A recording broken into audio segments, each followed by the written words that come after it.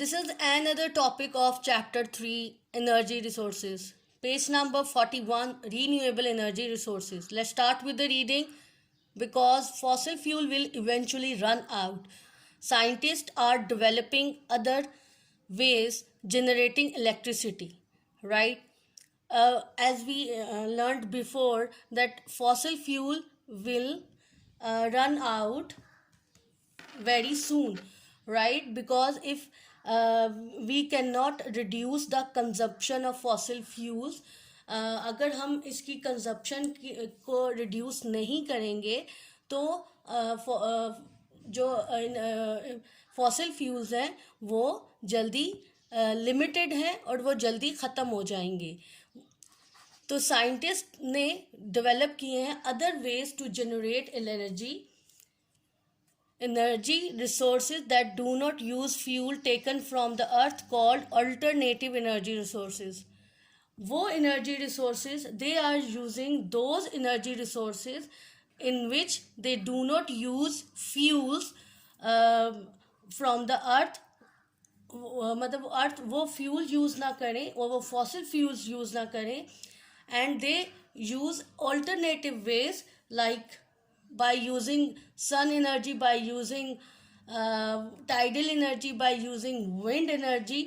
तो उससे they can produce electricity, right? And in this way they will able to reduce the consumption of that fossil fuels. And what are fossil fuels? Fossil fuels are non-renewable energy resources. ये वो non renewable energy resources है जो use करने के बाद ख़त्म हो जाते हैं, जैसे कि coal, oil, gas, as I told you before, वो ख़त्म हो जाते हैं. लेकिन रीन्यूएबल एनर्जी रिसोर्सेज में ये का पर्पज़ ये है वो आप जितना they will you use these fuel as long as you can because they will apply energy for million of years without being exhausted. They use natural resources such as sun, tides and wind. These are called renewable energy resources because they will apply to supply energy for million years. ठीक है, as I told you before that कि renewable energy resources का फ़ायदा है कि वो million of year energy produce कर सकते हैं without being exhausted, without being मतलब ख़त्म होने से पहले वो ख़त्म नहीं होते, वो आप जितनी मर्जी एनर्जी उसमें से प्रोड्यूस कर सकते हैं. उनके डिफरेंट मेथड्स हैं. This is the first method in the topic is wind power, right? Second topic is hydroelectric power. Now third way is solar energy. So wind power, how can we produce electricity with the help of wind power? Wind turbines can be used to drive electric generator. Underline this line. ठीक है, wind turbine हम use करते हैं with the help of उसको electric generator को drive करने के लिए यूज़ किया जाता है. However storing the energy is not easy and electricity is only produced when the turbines are rotating. इसका एक ड्रॉबैक है, जो इसका मेन प्रॉब्लम है कि हम इससे एनर्जी स्टोर नहीं कर सकते बिकॉज इलेक्ट्रिसिटी उसी वक्त प्रोड्यूस हो सकती है जब टर्बाइंस मूव करें. Large wind farms, number of wind turbines in one place can be built in windy location on land and out at sea. ये wind turbines आपको वहाँ पे प्लेस करनी पड़ती हैं. You can place only on that place where it is where you have found a proper wind. ठीक है, आपको fully wind मिलेगी. You have got a wind there properly because without wind these turbines cannot move. The electricity can then be fed to homes and to industry when the wind blows, or other type of power station could produce less energy and so burn less fuel. ठीक है, ये है wind turbines. ये farmland में वहाँ पे place किया गया है।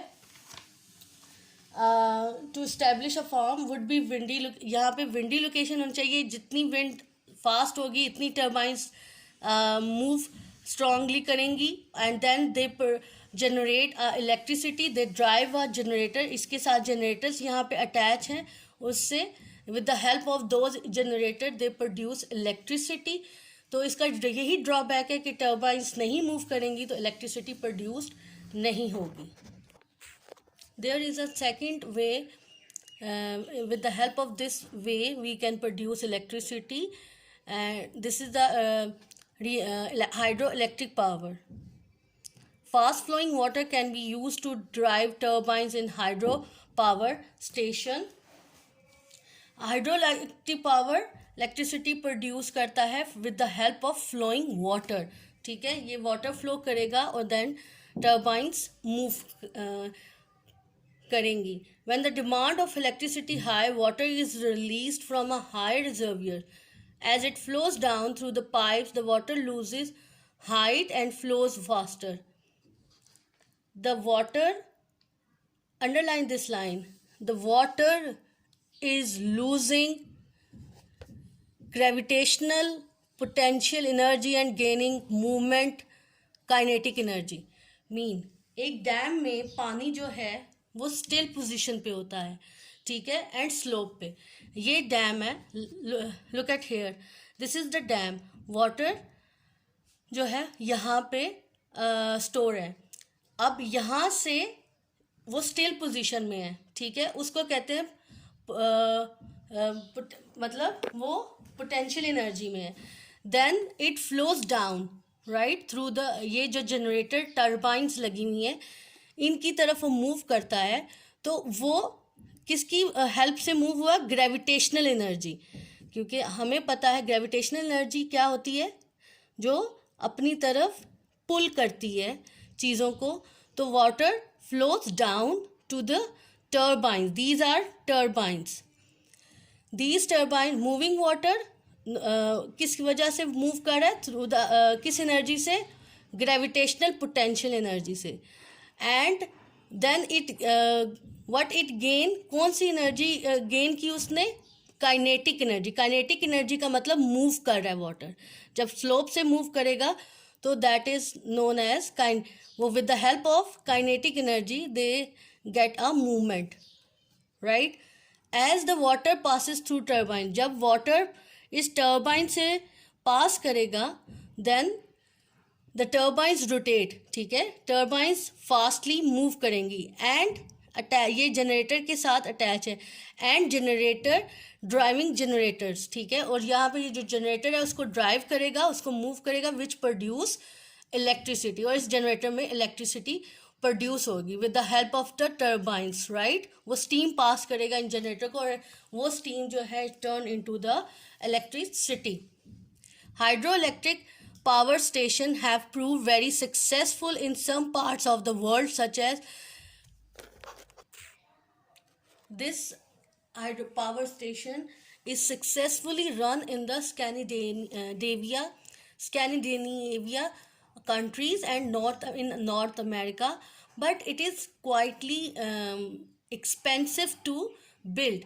ये थोड़ा सा मुश्किल होता है build करने में, expensive है, because it is often necessary to change the surrounding countryside by building dams and diverting river. This may flood farmland and people may have to move from their homes.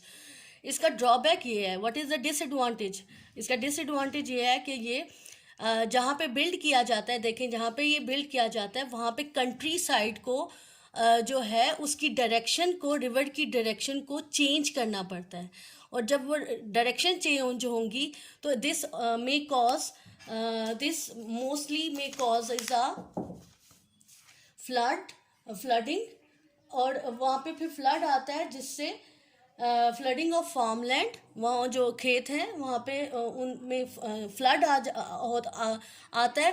तो the people may have to move from their homes, तो वहाँ पे जो लोग हैं वहाँ से उन्हें मूव करना पड़ता है, क्योंकि right, because due to the flooding जो है people should have to move from that area.